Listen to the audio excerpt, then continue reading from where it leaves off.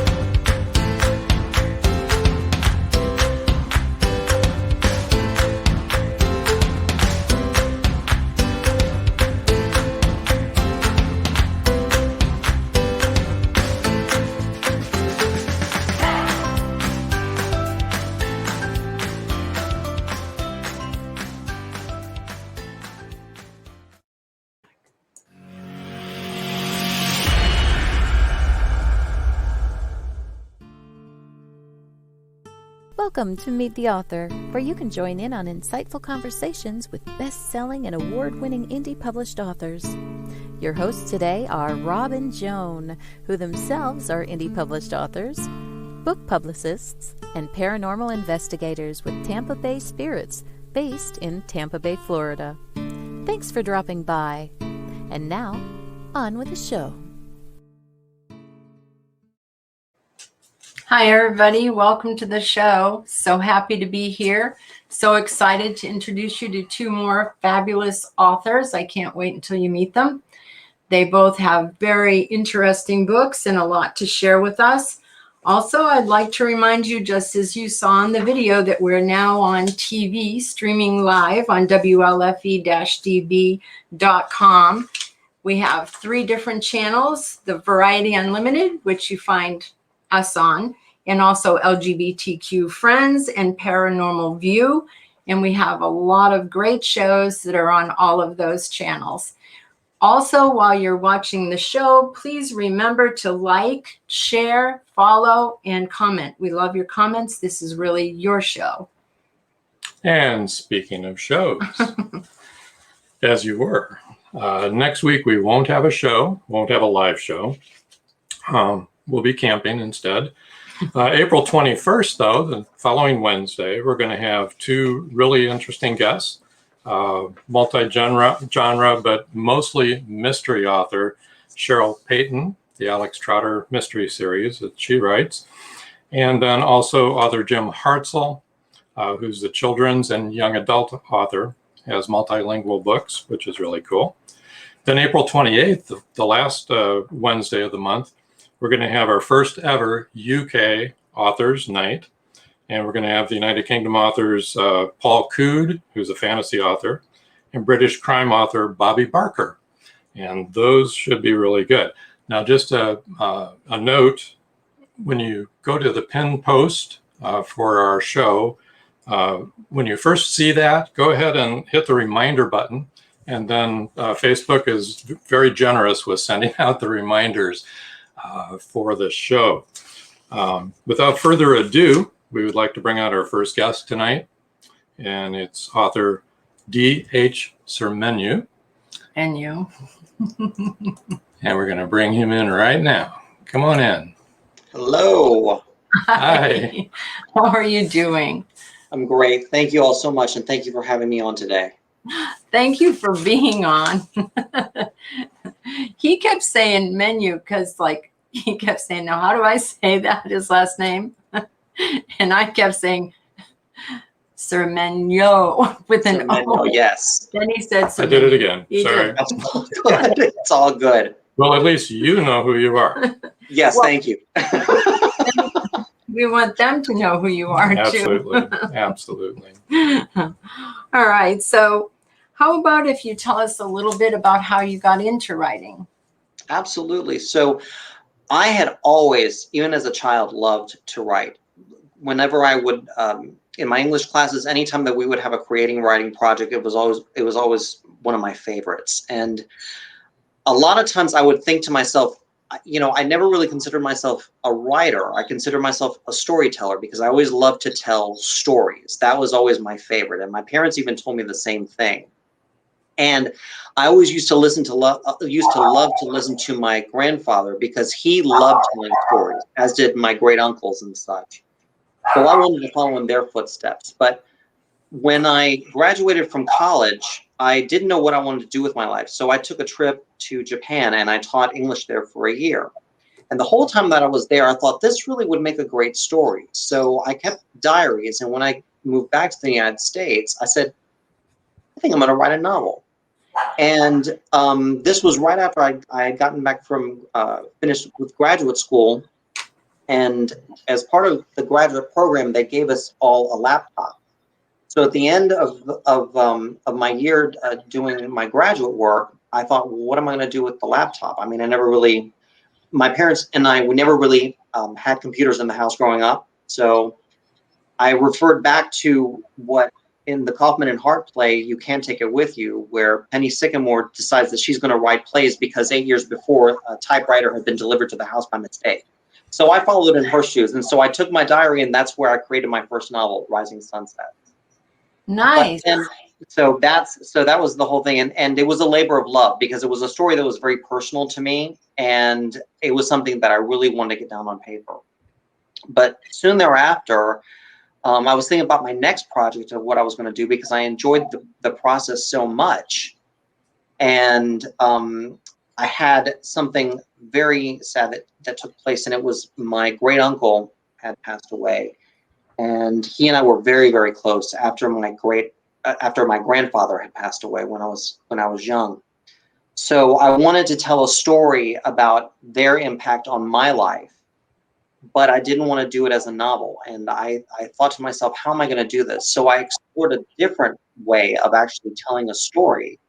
And that's when I went down the road of doing it as a children's style book, because I wanted to explore death, and I wanted to explore whenever you have a confidant or a mentor or a rock that's so close to you, what do you do to remind yourself of the strength and the confidence they gave you when they were alive, now that they're gone? So I remembered I had seen this one book years before called Love You Forever. And I remembered that it was a book that the story did not seem to me like it was a children's book, but it was done as a children's book. And I thought, let me do this in that same vein. And then that's how Coffee and Cedar, my second book, came into play. So I haven't really found my niche as far as what I like to do, but so at first I went from a novel and now I went to a children's style book, but each one is a wonderful journey that I enjoy. Before we go much further, let's get the information about the giveaway. Yes. Yes. There's going to be there is a book giveaway starting right now. The first 2 people, US only, this is only open to the US, to join the mailing list at www.dhcermeno.com will win an autographed copy of Coffee and Cedar. Very generously autographed. And it will be personalized as well. Oh, that's very nice. Yes, absolutely. That is perfect. Well, also, you have something that I think is really exciting going on, and that's that your book is now going to be a play. Yes, I was approached by people telling me how much they enjoyed the story, and that how cool would it be to do it as a one-act play. So with COVID, yes, there's the poster. Exactly. It'll be at Orlando Fringe now in May. So with COVID, as many of us did, we had lots of spare time.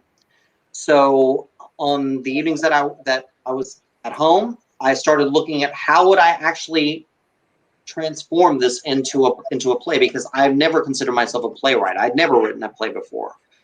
But with a lot of encouragement, gave it to some local playwrights for them to take a look at, and others. I was able to get a lot of good feedback and put this into a good workable form. And because my partner is actually involved in the theater community, we got a director that he's worked with before, and she took a look at it, and we started working on it last fall. And then we entered the lottery for Orlando Fringe, and as luck would have it, we were selected. That's really wonderful. That's pretty competitive, isn't it? It is. I mean, with it being a lottery, with the amount of requests that they get, and a lot of people that enter it. Yes, I was really pleased and thrilled that we were accepted into the Fringe Festival. That's and really cool. who stars in the show? So we have a local author, John Jimenez, who's going to be playing the lead of the David character. My partner Russell Trahan will be playing the grandfather. That's really And great. Yes. So I'm really excited. And then we have a newcomer. His name is Cameron Sawyer, and he will be playing a very poignant role in the play as well. So not to give too much away. And then it's directed by Jack Ledoux and stage managed by Cindy Sherman. So we're very excited. I don't know if you saw Paul Hollis said, awesome, congratulations. Paul. Thank you, Paul. Do you know Paul? He's also an author. No, I'm afraid I don't. He writes the Hollow Man series. It's an amazing series because it's based on his life as an undercover agent during the 70s, during all of the trouble with bombings and everything, all the terrorists. You can hear all about it in episode 2 of Meet the Author podcast. Fantastic. Actually, you can. Fantastic. But see, this is kind of based on your life also, the book that you wrote. So the same kind of thing, except you weren't a secret agent. Exactly. Yes, and like I had mentioned, is that my grandfather, my 2 great uncles, they were all very instrumental in my life, and that's what I wanted this story to be. And of course, I was speaking from my own experience. And then one thing actually that a lot of readers had told me is that they said that this book was very unique in a sense, because it's dealing with a father figure giving advice and giving guidance to their grandson or to another. It's going from one male to another male, because a lot of things that we find is we find fathers to daughters, mothers to daughters, mothers to sons, but there's very few anything that goes from fathers or grandfathers to sons. And like I said, I was only speaking from my own experience, but I had never thought of it that way before. So I was really happy that it was speaking to other groups as well that could benefit from it. Well, yeah, I think it's really important to have a strong father figure in your life. And that's why it's... I'm not sure what that is. I don't think... Is that a face? I think it's a face. I think... A smiley face? I'm not maybe sure that's what you're a saying, smiley Paul. face, Paul. Hello, Tom Nally. Welcome to the show. Hello, Tom. Hello. I think that's really important. What you were just talking about there is about father handing down advice to a father figure, for grandfather and uncle, or your actual father. Yes. I think that's so important for young men. It is. I mean, It is. I think that it is something that you don't always hear about or see, Which is true. And, I grew up in a Latin household, surrounded by a very loving family. I mean, my mother, my sister, my grandmother, my great aunts, everyone. But it's and being a Latin family, there are many times that you see affection between male figures, because my grandfather was very affectionate with me. I mean, and I with him. But a lot of times we're very afraid to even explore that. It seems like as a society, we're just afraid to show that men show the vulnerable side of men, which, again, was something that was second nature to me. And I was only speaking from my experience, but I was just so happy it spoke to so many. Yeah. Do you think that's because your heritage is Spanish? And I do mean Spanish as in from Spain. Yeah. I do believe it has a lot to do with that, yes. And but also just, I mean, society as a whole, I mean, regardless of what your cultural background is, I mean, very rarely do we ever really show the vulnerability of men. I agree. I also think, you know, I lived in Mexico for 3 years, and I had a lot of international friends there because I taught at the Centro. I taught at Berlitz, and in order to teach at Berlitz, it had to be your mother tongue. So I taught English. They had Russian there, so we had a Russian teacher and a French teacher taught French, and I mean, so it was all, you know, different people from all over the world. And I would have parties, and it was really interesting to watch that Mexicans are very close up. They're close up talkers, and they hold hands. The men hold hands walking down the street, and the women hold hands walking down the street. Friends, just friends. And which to an American is like, what? And also to a lot of your Germanic types, like, actually not the Russians, to be honest with you, they're very touchy-feely, gregarious people. But like, I know we had a teacher from Switzerland and another from Germany, and it would be funny when I would have a party to see, you know, the people from the Romance countries would back other people into the corner. Because in America, we have a very strong personal space. And I don't know, I think it just lends more to having a more intimate relationship with men if that's modeled culturally, you know. Yeah, agreed. But I think it's something that's really, really important for fathers and sons too. Absolutely. Absolutely. And here's Patricia. She's the mama of one of our hosts he's on Monday nights. Hi, Patricia. Real Talk with Dom. So how do people get a hold of you and hear about you?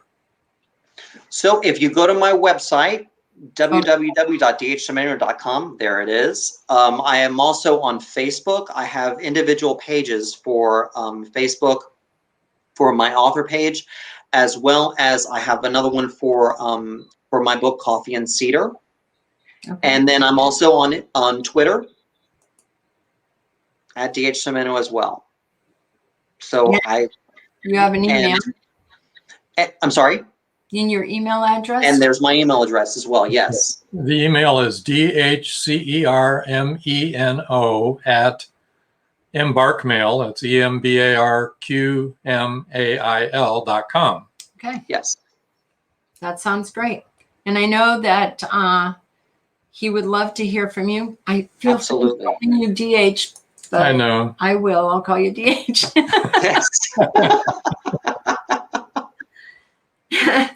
DH would love to hear from you. Absolutely. And so we've talked quite a bit about Coffee and Cedar and what that was based on. Hello, Dom, Patricia's son. Hi, Dom. And now maybe you could tell us a little bit about Rising Sunsets. And sure. Absolutely. Rising Sunsets, as I mentioned before, was my novel that I wrote before Coffee and Cedar, based on my time in Japan. So this book was, I took my diaries and transformed it into a story, but it's basically the tale of a young American goes to Japan to teach English to school children. And during that time, he meets and falls in love with a Japanese girl, and they have to keep their affair a secret because of his position in the community and because her parents' conservative views. And so it's very Mitch Albom meets Nicholas Sparks. That makes sense. Yes, it does, actually. So, and this one was a lot of fun to do. Thank you, Dominic.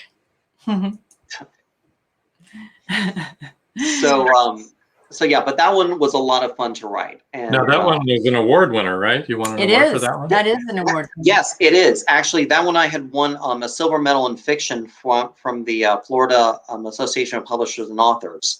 Coffee and Cedar also was an award winner as well, from the same organization. That one got a gold medal. So I was really, really pleased with that. I was very, very humbled and very honored by that. That's That's cool. really saying something to It get an is. award from authors and publishers. You know, that's Thank you. Thank That's you. Thank you, Sue. I appreciate that. No, I was very humbled. I was very humbled. I'm sure. So anyway, we kind of interrupted you as you were Yes. talking about Rising Sunsets. Um, Because you But said no, sparks. but what I also took from the reason I also wrote that book is because teaching in Japan and being in that environment and that country with the Japanese, I really, it was so special and was so enjoyable that entire year that I was there, that I just had such an appreciation for that culture and for the people themselves. I mean, the Japanese are so warm and so welcoming and so generous, and you know, they made me feel like I was one of them as far as how much they took care of me, you know, being there by myself. I mean, I was 21 by myself, didn't know a soul. And You were a baby. exactly. I mean, I think about it now, I'm like, how in the world did I do that when I was 21? I mean, it's, but you know, being dropped in the middle, really technically the middle of nowhere. I was an hour outside of Hiroshima in a very small town called Hongo, and it was there were 11,000 people. That was it. Wow. So 10,999 Japanese people and me. So no one really spoke English except for those who were in the school system, and so I had to learn Japanese just on the fly. Oh. Yes. Did they notice you? Oh, no, not at all. I blended in so easily. Yeah. But you know, it was what was really interesting about that as well is it gave me an appreciation for anyone who really does not know how to read or write, because nothing made any sense to me. When I'd be walking down the streets, all the signs were written in kanji or katakana and hiragana. So, I mean, I didn't know where anything was. So it gave me a new appreciation of just and not to take for granted, the ability to read and write. So that's what it was everything that I felt comfortable with and felt, you know, that I knew and I mean, I felt like I had gone through the looking glass as soon as I got to Japan, because everything was just completely reversed. Just cultural norms and of course not being able to speak and understand the language until I was there for a little while. And that's what I kept on saying, that this was the basis and the makings for a good story. And so that's why I took what I learned while I was there and tried to form it into a story that I hope that people would enjoy. And from those that have read it, they have enjoyed it, and they have even said to me that there were things about the Japanese culture that they never knew about, that they were so that they found so interesting, that they learned while reading the book. So I was really gratified for that. Barbara wants to know, what years did you live there? I'm going to date myself now. Are you so. trying to figure I think that's the key here. I got there July of 1993, and I left in July of 1994. That's really interesting. As soon as you could read and figure out how to get out. Exactly. We used to live in California, and we went to Disneyland a lot. We had annual passes, so we were there all the time. We bugged them to death. And but we had friends that worked there, and they got sent to Japan when Tokyo opened up its Disneyland. and he was the head of safety.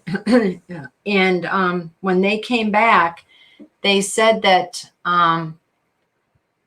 the reason, if you go to Disneyland or something like that, and there are a lot of Japanese people, they will sit right beside you on a bench or something, Yes. And he said the reason that they do that is that they're not being rude. It's just that if they haven't been introduced to you, you don't exist. Mhm. So it's just that. Exactly. Sorry. Take over. Are you all right? No problem. Yeah. So Barbara says, so no cell phones yet. No cell phones. No cell phones. Barbara, remind you, we grew up with no cell phones. There were seat belts in the cars. Yeah. It was like, And everyone survived. All 6 of the children yeah. are still alive. With no seatbelts. And Joan, I want to mention when you were talking about Disneyland and when they were going over to Tokyo, I have to tell you that with us being living here in Florida and going to Disney and being exposed to Disney, and the training that all the cast members go through to be nice and to be courteous and to go out of their way to help you, that was second nature to the Japanese, because that's just how they are as a people anyway. So frankly, when I did go to Tokyo Disneyland while I was there, everything that I was exposed to while I was in that park was exactly what I was exposed to outside of the park. So it was unreal just how much they do take care of you and how much they attend to those that they serve. I mean, it's unreal. So it would be like living in Disney World. Pretty much. Having people be nice. As far as the service is concerned, yes, absolutely. Did you see that Netflix documentary about the Buddhist monk? No, I didn't. Oh my gosh. He's in Japan, and he lives in that town that was devastated by the tsunami, the last big tsunami. And we all remember those visuals. Mm-hmm. And he and his wife, I mean, I just cried when I watched it. They were so full of love and so kind and so wonderful, and help oh yeah, here's. And a lot of the Barbara says, and a lot of the Japanese men wear suits. Yes. I was like, aren't they dying of the heat? Yes, they are actually. But it's the proper thing to do. It's the proper thing to do. I mean, even when I have to tell you this, because even when I went to McDonald's, you'd walk into a McDonald's and they'd bow to you when you walked in. Now try to get them to do that here. I mean, you have to punch them in the At stomach. McDonald's. McDonald's. Yeah, get them to be Courteous at nice all. and courteous. But yeah, I think Japan is amazing. You were brave to go there when you were 21. Thank you. Yeah, Thank you. and look at what you have now. So Rising Sunsets is a result of that experience. Yeah. That's really It cool. is a result of that experience. Yes. That launched your path. It launched my path. Yes. Well, we like to try to get the order right here at McDonald's. That's hard enough, right? The same language, right? Well, I know the thing that you should really watch that documentary. I can't remember the name of it now, but No, I can't either. and that that is our dog. That's Sorry our dog about in the background. No one, don't be scared. Oh, I'm writing this down because I will look it up. okay. What they talked about in that a lot is that he was helping people that had a lot of ghosts around them after the tsunami. And he was trying to help them to get past that. And then, okay, George has a question for you. George Dismukes also is one of our great authors. He's going to have a show on Netflix. Oh, wow. Probably from his Hopefully, book. right? Right? His book will be coming out, correct me if I'm wrong, George, but I think in July, and it's called The Song of the Siren.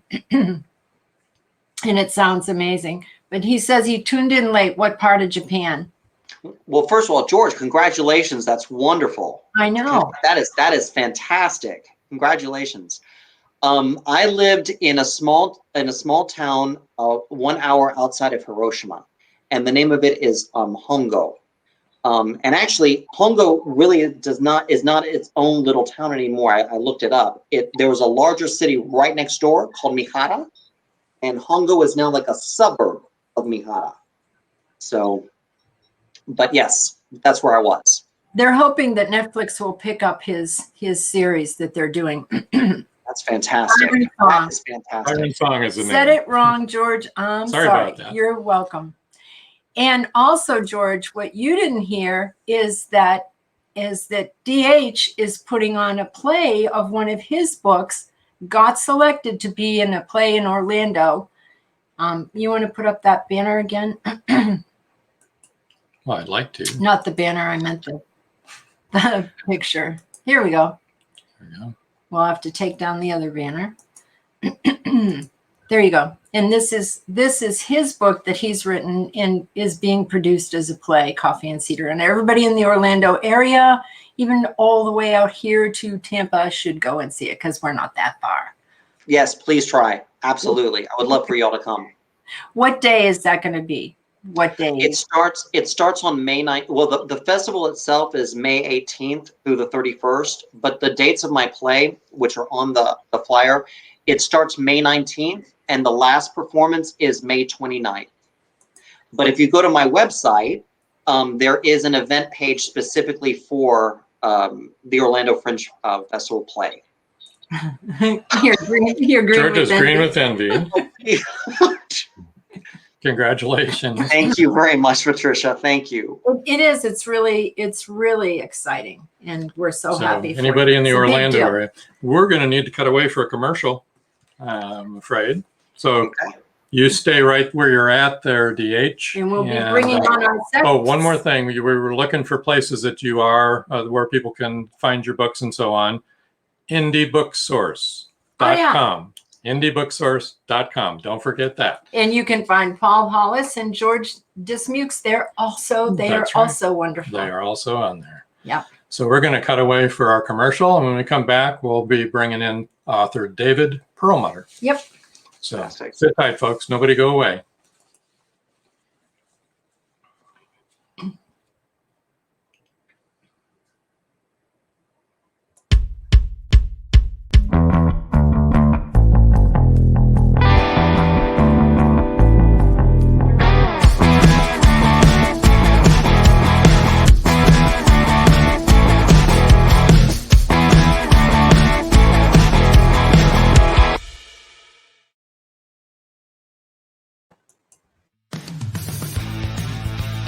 WLFE-DB.com, where you can find vodcast shows, podcasts, and more. So go check out WLFE-DB.com, where talk radio is a whole lot better.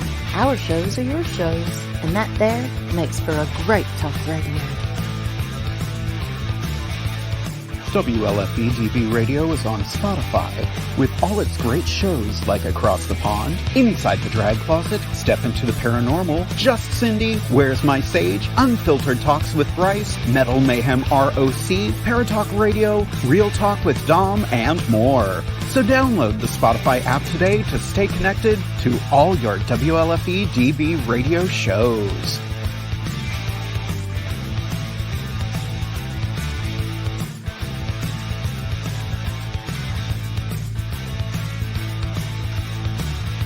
Join us at WLFE-DB.com for upcoming shows and so much more.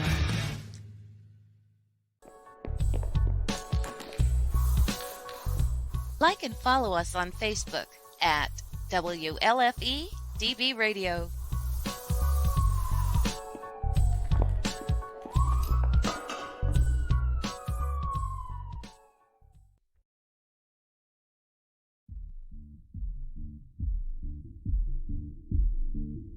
Well, hello there, kids. Have you started watching Inside the Drag Closet, the interactive vodcast where we talk about all things drag? And some things that aren't? Well, you should. You can join us every Wednesday at 8:30 p.m. Eastern Standard Time on WLFE-DB Radio. We hope to see you then. See you, kids!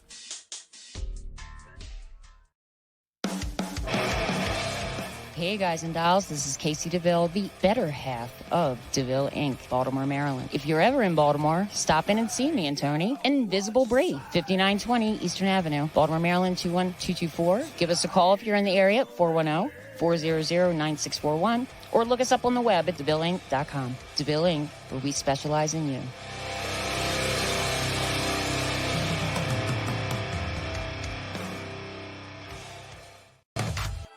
Merch? Did someone say merch? Oh, yeah. Life just got sweeter now that WLFE-DB has merchandise. Show your support by purchasing your t-shirts for WLFE, Paratalk Radio, Inside the Drag Closet, and more. But it doesn't stop there. T-shirts, coffee mugs, tanks, buttons, cloth bags, and more. Go to WLFE-DB.com. On the top bar, click on the merchandise tab and bam, there you go. You're listening to WLFE DB Radio. Now back to our program.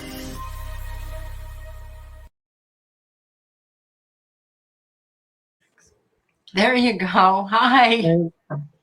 How are you doing? Hello, David. Hi.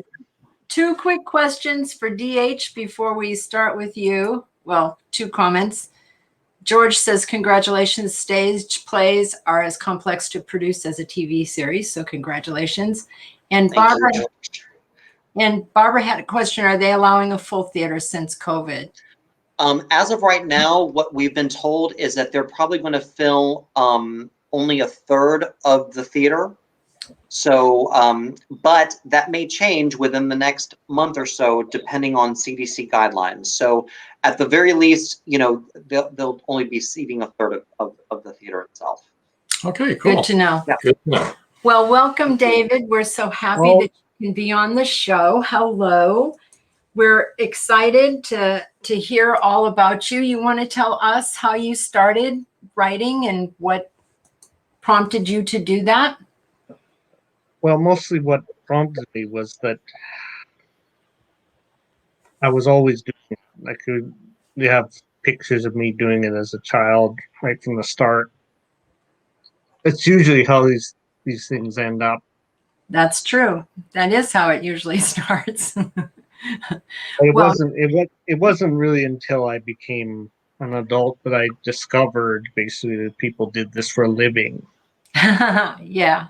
And you were like, yeah. Well, there was a bit of that. Like that was where the fiction thing came out of. But I wondered what I was going to write about. And then, like, when I've always been a big reader, and I've been a big supporter of the public library in Winnipeg here.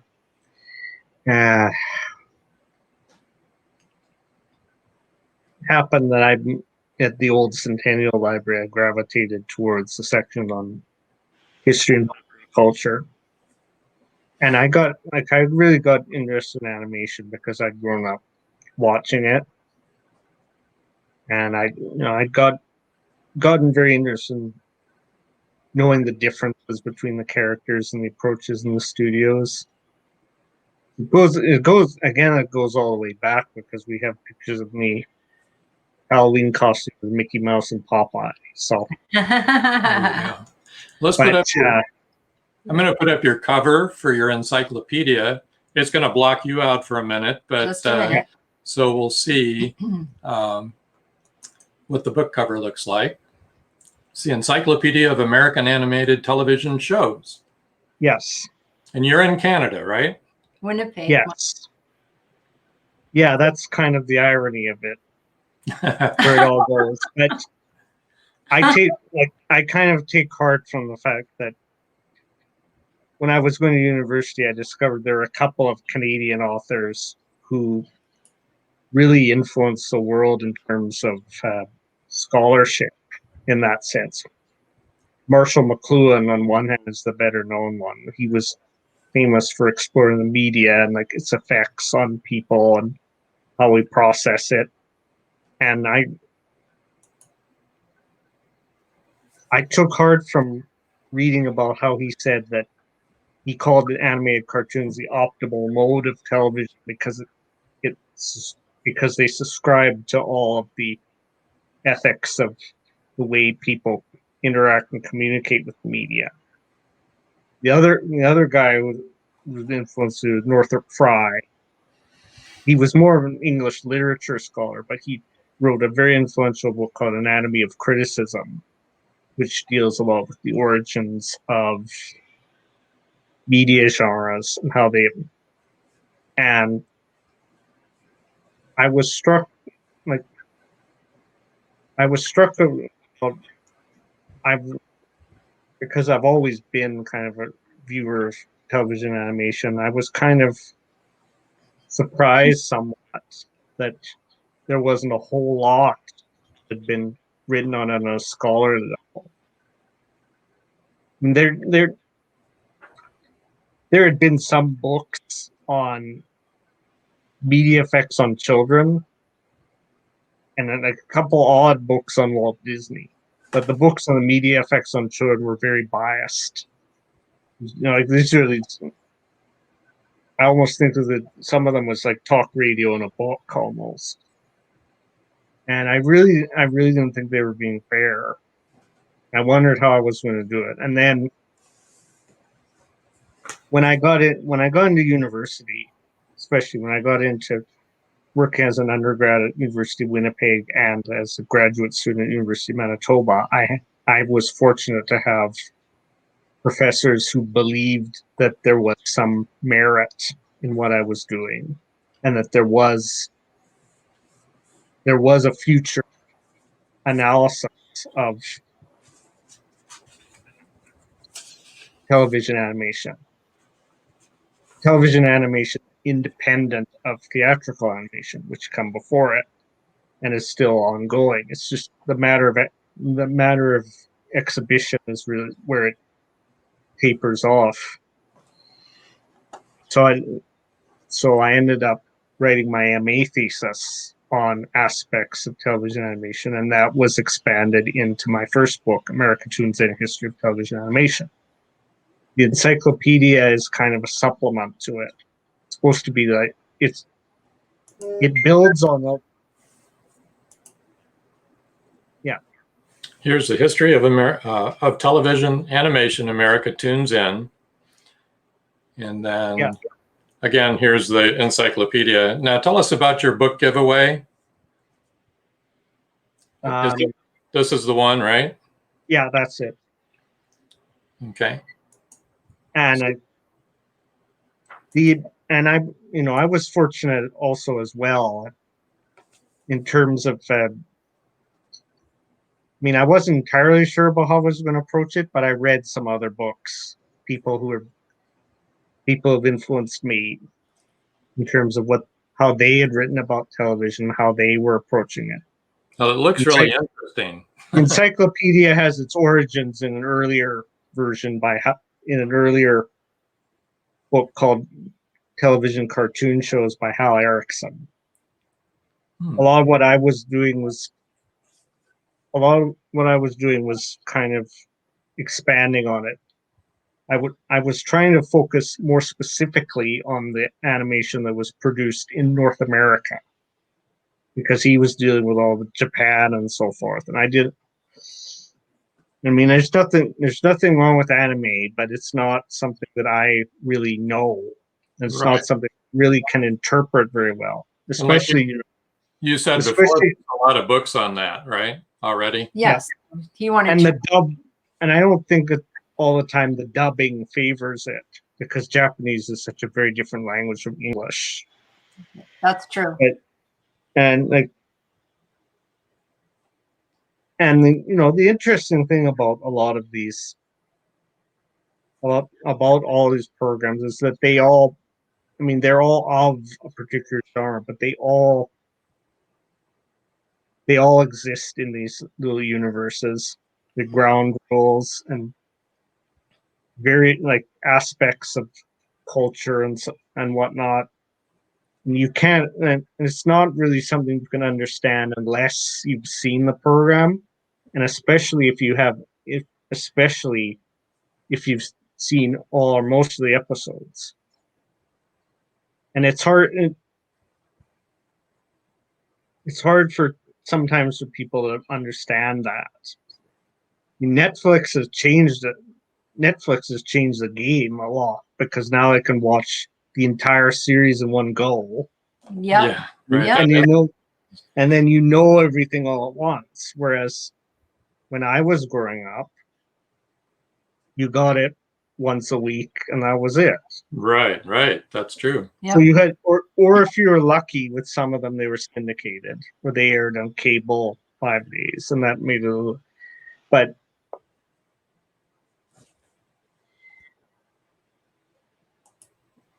it's almost the same way. Like you have to understand the way Dickens' universe works, or Faulkner's universe works, or any author that has a particular style or concept. You really have to get to understand. My most favorite cartoon series. This is a very hard thing to do because I don't want to be kind of choosy, but you got 3 of them on the cover of the encyclopedia. Okay. Well, Barb says hers has always been Animaniacs. And for those of you that are listening to the podcast and not watching this vodcast, Barbara had asked, what is your most favorite cartoon series? And David said, that's really hard to say. Well, that one too, I know that. That's the original one, I mean, not... Yeah, the original, yeah. She means the original. Yeah. That's really where it's kind of been difficult for me, because I see that they take these programs that I liked, and like the Who said, I'm trying to get the key to 50 million fables. Yeah. And then they just decide that, well, we're going to take the old prostitute out and have them go try and do a few more scores or something like that. even though it's not the best thing. Like, right. It's not the best analogy, I know, but like pimps don't necessarily care about the well-being of their prostitutes. So yeah. No, they don't. That's true. That's true. Where can we? That's kind of example. Yes. It's like, I think especially Warner has kind of been bad on that. But I think part of that is because they owe so much money to AT&T for buying them out. They want to make as much money as they can out of these things. So if you're listening to David speak, you understand that he knows his stuff. He knows what he's talking about. And believe me, if you are interested in the animated series of North America, you have got to buy his book. Yeah, both of them, actually. Both of those two. Yeah. I would also like to say at this time that if you ever buy an author's book, we would love for you to give us a good review if you like the book, and tell people what it is that you liked specifically about that book, because then other people who may like that sort of thing will see that in the review and they'll say, I want to read that book. And you'll be helping all of us authors by doing that. So if you read a book, you like the book, please review the book. And besides indiebooksource.com, that's indiebooksource.com, where you guys are both actually listed. As are Paul Hollis and David and Paul and George and George. Mm-hmm. Where else can we can reach you? Like at Twitter, right? They can yes, sign hook up with you on Twitter at David Perlmutt 10. Yep. And Facebook at the facebook.com David K. Perlmutter and Friends. Yep. Yeah, I just started that fairly Okay. recent. All right. And if they want to contact you by email, it's dkperlmutter@gmail.com. Mhm. Right? And did we talk about the book giveaway? Yes, we did. All right, let's talk about it again. Yep. First 3 people to subscribe to David's newsletter at davidperlmutter.substack.com will win a copy of the encyclopedia. Now, is that a hardbound copy? Or no, those are ebooks. Those are Yeah, ebooks. Ebooks, that's right. Okay. yeah, I've got a PDF of the book. Yeah, Right. it'll be an ebook. As it was published. Yes. I didn't Yep. get that on the banner properly. Sorry about that. Yeah, so let's say that again. It's an ebook. Ebook copy. First 3 people to subscribe And to the David's reason for that, newsletter. people, is because he lives in Manitoba, Canada. And honest to goodness, to mail something from Canada to the United States costs an arm and a leg. Well, actually, on the banner, I did say ebook giveaway, so I actually didn't want to be redundant. You didn't read that. So it's the ebook. Yeah, I envy you guys being in Florida, because you don't have to be worried about freezing to death. Yeah. That's like, I don't know. It was pretty cold this morning. Oh my gosh. You cannot say it was pretty cold this morning to someone who lives in Canada. It was 61. I'm My sorry. Lord. well, yeah, we've got like we have winter 10 months of the year. Yeah. There you go. I mean, Winnipeg is down in the southern part of Manitoba, but we still like one advantage we have is that we can go when it's possible to do that. We can go down and visit North Dakota and Minnesota, and no problem. But That's one of our daughters. Okay. Susan said we just fried to death. She's here in in Florida. oh yes, I know about the dog days. The Atlanta Rhythm section did that song. The Atlanta Rhythm section did about how hot it gets in the summer. Yes, There you there are advantages and disadvantages to everything. And Barbara said, we used to live in Michigan. We understand even more to the point, Barbara, we used to live in upstate New York. So we really get it. It snowed most of the time there.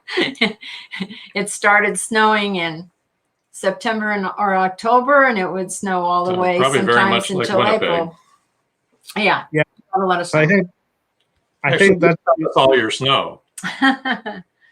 That's kind of like, That's true. it has advantages and disadvantages, like I said.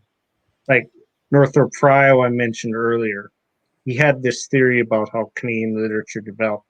The garrison mentality, that the urban or more settled areas were constantly on guard from being attacked by indigenous people or some such thing.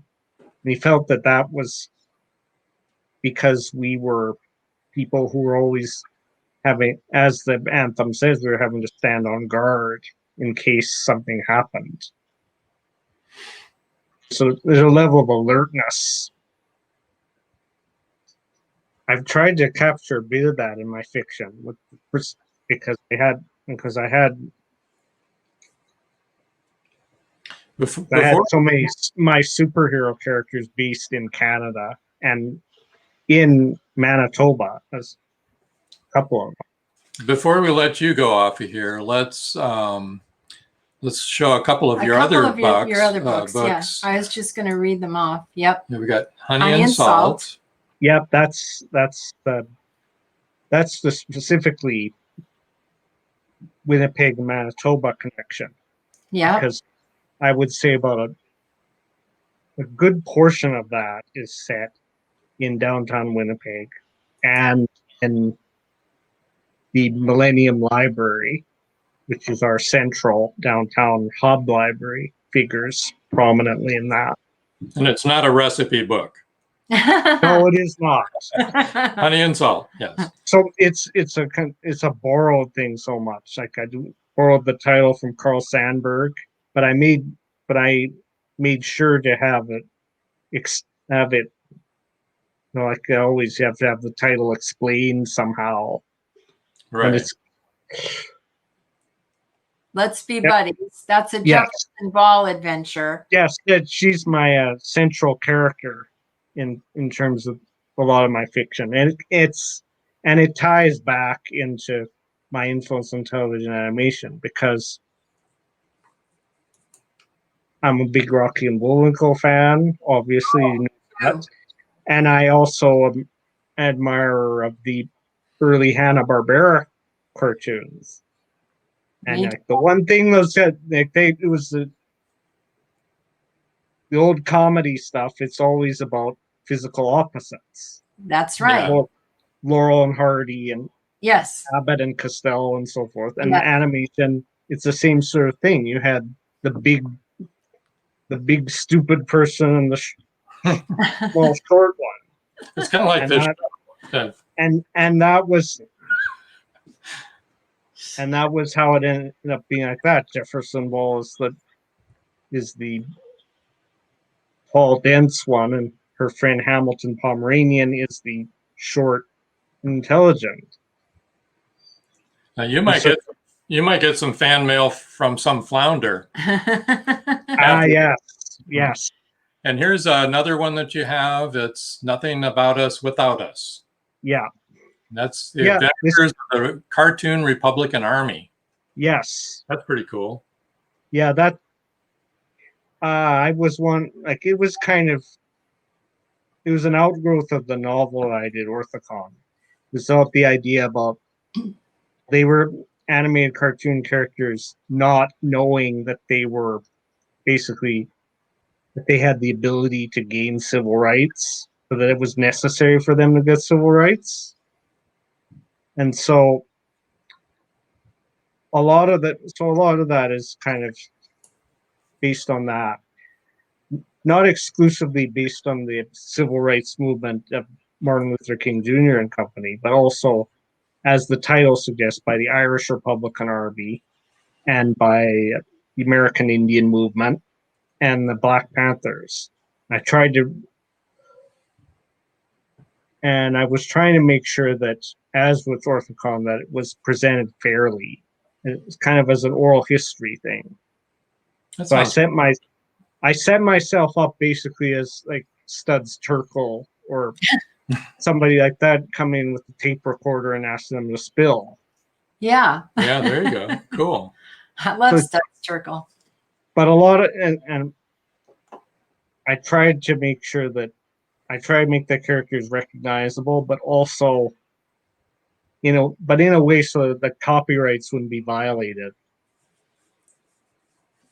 Barbara said, I might have missed this, but are you also an artist, animation? I wish I was. Seriously, I wish that I was. Because, if it were possible for me to do this as an animated, all this stuff as animated stuff or as comic books, then I would certainly do that. I've met a lot of people on Facebook and in the comic book field who are doing very inspiring work. There's a whole indie comic scene, just like there's an indie book scene. So I met some of those people. There is a whole bunch of indie, and we've met some of them too. Our son, I think I mentioned to you, is draws. He's an artist, and we've gone to a lot of conventions and met a lot of the artists that actually work in the Marvel universe and stuff like that. We met a lot of those guys, but we've met a lot of the indie guys that are out there doing their own thing. And they go to these conventions and they sell their own books there. That's kind of where I've sort of been lacking. We have a couple good. We have an annual science fiction fantasy convention called KeyCon, because Manitoba was known as the Keystone Province, center of the universe. And then we have some various local Comic-Con stuff. I would try. I've attended them in the past, and I've wanted to be working with them. I was hoping maybe that actually I would get involved with them, and I may end up doing so later on once we every well once. But I'm not going to go up. I'm not going to go the route of asking for things to be normal, because normal is not the same for everybody. That's I mean, true. that's one of the things I learned from watching animation. Like everyone's not the same. Everyone has different concerns. Right. Everyone has different feelings about things. Everybody is going to approach a problem differently than everyone else. Yes. And no one's point of view is less valid because of that. It's just a different point of view. Thank you. That's right. very true. That's very people, and that's one of the things that people don't get about animation. I was dealing with those books. I looked up a whole bunch of articles from the New York Times back in the 60s, microfiche, and there was like the most biased and uninformed people writing the most outlandish theories about where this stuff all came from. Barbara's agreeing with you. And it's the same sort of thing. Like, it was the same sort of thing when jazz came out, when rock and roll came out. Oh, I remember. All these people. There were all these people who were basically afraid about their daughters getting pregnant by people they didn't know, and they transposed it onto this mythology of Africanism. They assumed that black people were savages who danced to tom-tom drums and whatnot, and they didn't really they disconnected it from the reality of living in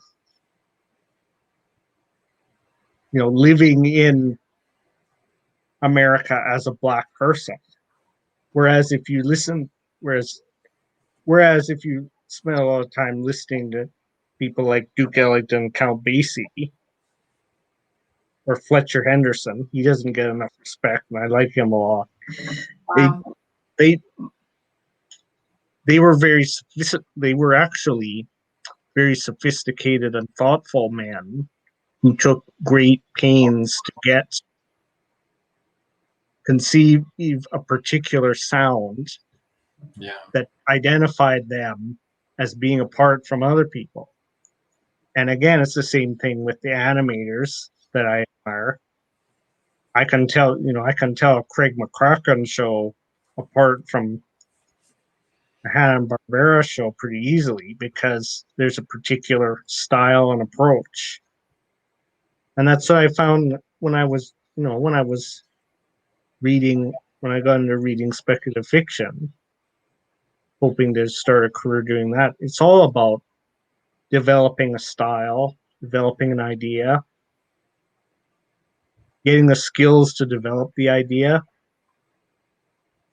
and then, because animation is a collaborative medium, it's about trying to find the people who will help you. Yes. And I found, and people have done that, because I found Hanna-Barbera did that, G. Ward did that, Craig McCracken did that, and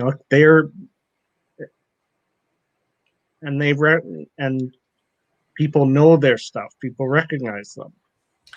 Well, I've got to say you're really deep, David, and you've touched on some things that are really near and dear to my heart. And one of those things is that we all need to respect each other. We don't all have to agree with each other, right? But we can certainly respect each other and appreciate each other's views in the way we express ourselves. And if we would listen, I think we would learn something. So I think that's kind of what's what is missing in the equation. It's like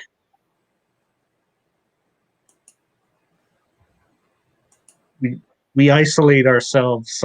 Like the internet has kind of encouraged people to isolate themselves, just in the same way that COVID-19 forced us to isolate physically. And we don't. Yeah. When that happens, we don't necessarily lose a lot of the connection to the wider community. And when I listen to a lot of old jazz and R&B stuff, I hear them including, like they riff on contemporary events, and they have this particular argot, this way of creating metaphors, and which could only have come out of the particular community as it existed at that time. Absolutely. Mhm. Absolutely. That's And right. and television animation is the same almost, because it's not just about that they borrow so much from the outside community that influences it. They also create their own communities. They have their own fictional towns, their own fictional countries and universes,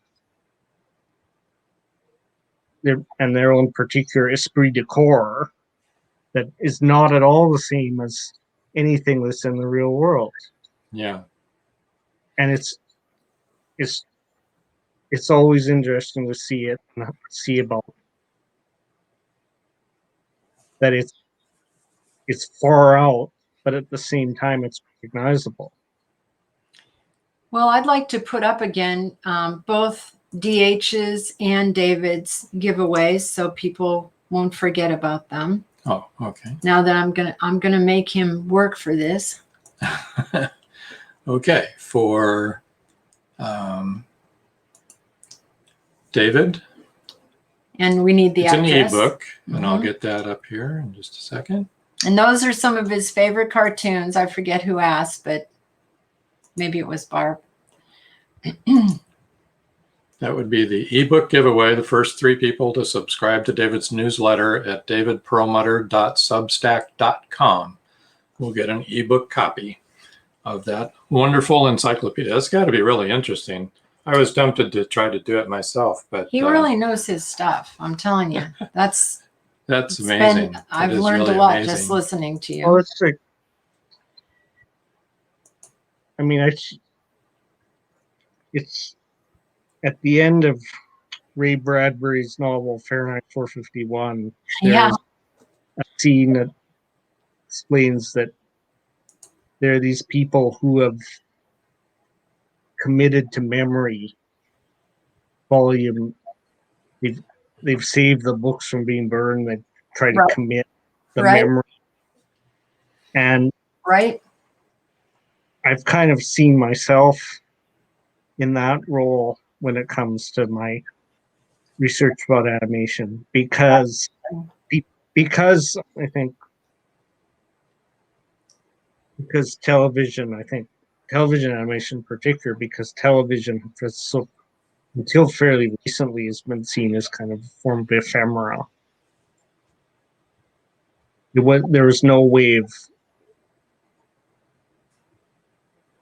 wasn't any way of preserving it in terms of permanent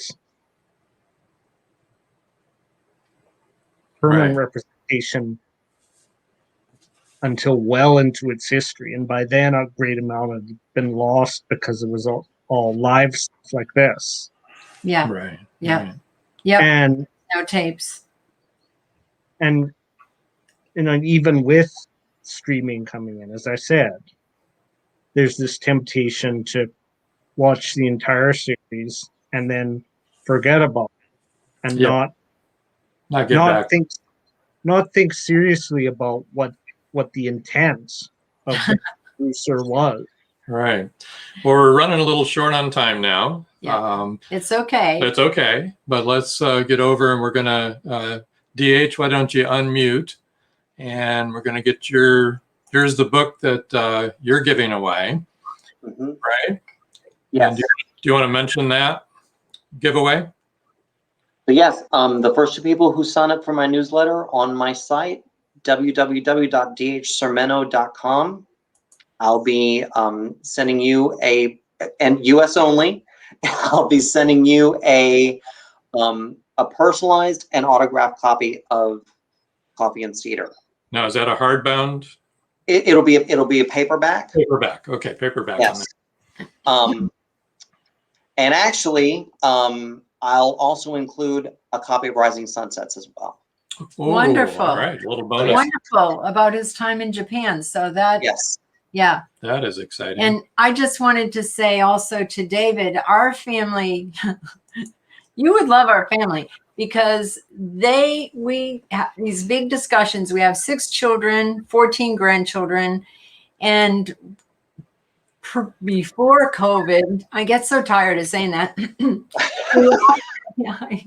Pre-COVID, we would all get together and have dinner, and oh my gosh, all of our kids and our kids-in-law all know every word to every animated series, into every comic book ever known to man, and they discuss it, and they will actually talk to each other as the different characters. They pay attention and they watch it more than once. Now, I think that they would really love your book. But yes, that's been our family life. Pretty much, right? Our son, when he was growing up, would watch a cartoon, and then he would come running to me and say, Mom, I just watched this, and tell me the whole show word for word. So it took just as long to tell it as it did to watch it. And he's still like that, and his sisters married men like that. So yeah, it's a crazy dinner table. That's We're for not sure. even Latin, DH. We're not? I thought we were. We lived in Miami. We're but we live in Irish. Tampa. We might be. Well, gentlemen, it's been really good. We've enjoyed talking with you. We've enjoyed meeting you. We've enjoyed hearing all about your work. Yep.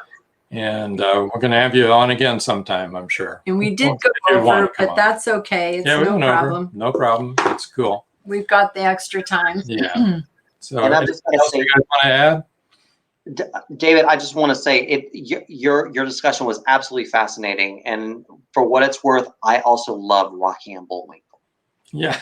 Oh, me too. Yeah, Right? that's what's so incredible about these older programs is that they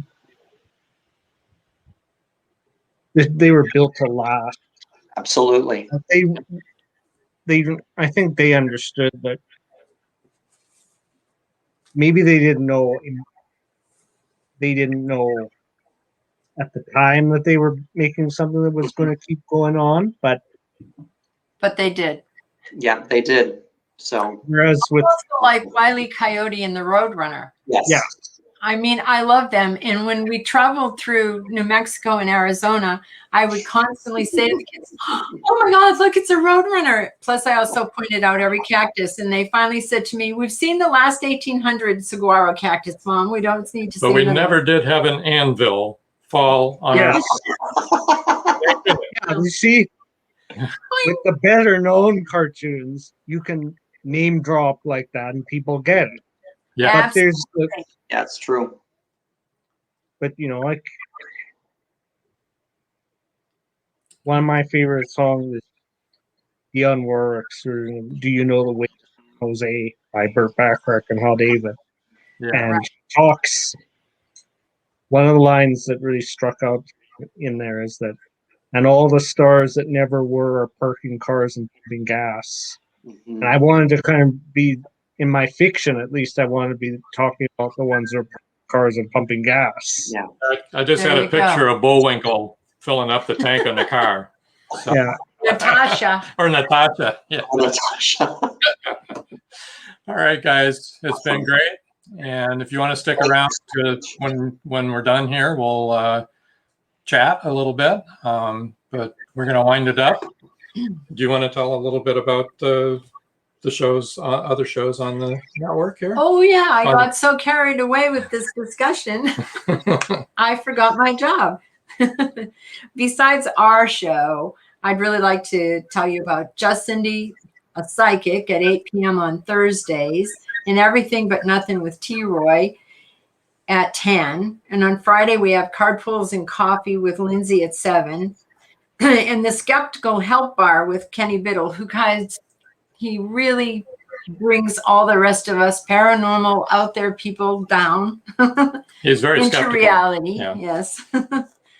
And then we also have Paratalk Radio with Ted and Cindy at 8 o'clock on Mondays, and Real Talk with Dom at 10 o'clock on Mondays, and The Creepy Parlor with Genevieve at 7 on Tuesdays, which is the show we were on last night. And, that our dog took over the show.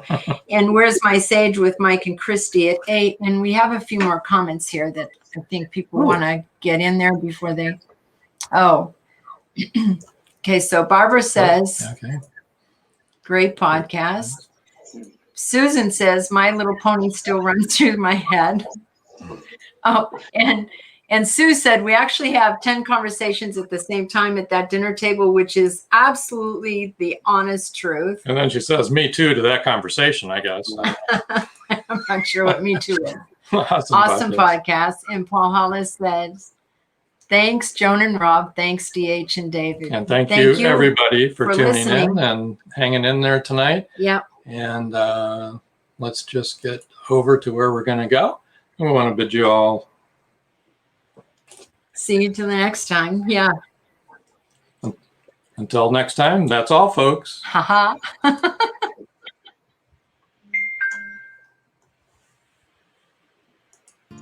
Thank you for joining us here on Meet the Author. Make sure you stay up to date with our show by clicking like, follow, and share. And you can find us on Spotify, iTunes, and more.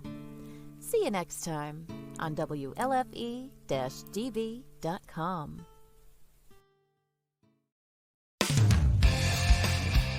You've been listening to WLFE-DB.com, where our shows are your shows.